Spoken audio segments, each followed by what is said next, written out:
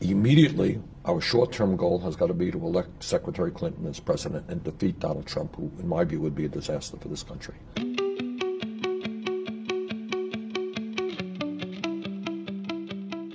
I actually want to start off by telling you a little personal anecdote, which is that about a year ago I was a volunteer for your campaign. And I was unemployed, a graduate student, volunteering for your campaign, registering people to vote, and now I'm working for Now This, interviewing you a year later. Can you help me understand how your political revolution continues under a Hillary Clinton? It's not my political revolution, it's your political revolution. We lost the election.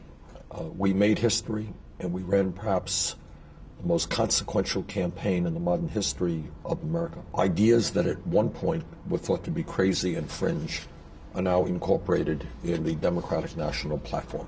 You did that, and millions of other people did that because you stood up and you fought back, and you told the world that it will be the American people who run our country, not a handful of billionaires.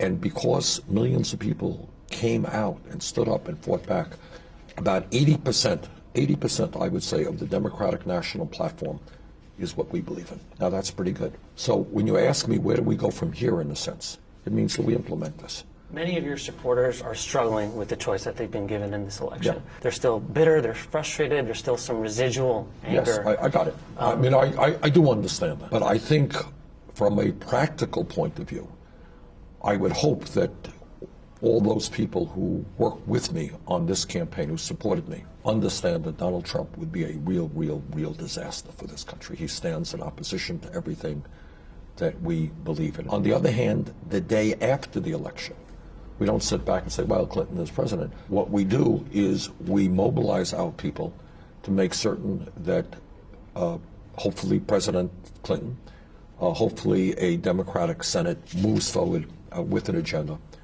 that helps transform this country. Do you think your supporters need to separate the idea of voting for Hillary Clinton and supporting Hillary Clinton? Are these two different things? They are. Yeah. They are. I mean, again, I'm not here to tell people how to think or, for that matter, how to vote. But I think what politics is about is to be trying to be smart and think about where we are at this moment. I want to see Clinton become president, and the day after that, I and the progressive members of Congress and hopefully millions of other people will say, President-elect Clinton, here is the Democratic National Platform. It is a progressive document. We're going to be introducing legislation piece by piece by piece on trade, on raising the minimum wage, on making public colleges and universities tuition-free, on a Medicare for all single-payer program, on rebuilding our crumbling infrastructure.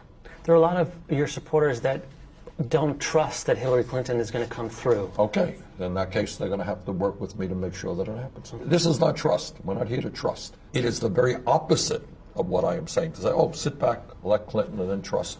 No, mobilize, educate, fight. And if there are Democratic members of Congress, or if Clinton, when elected president, does not go forward in doing the right thing, let them know how you feel about it.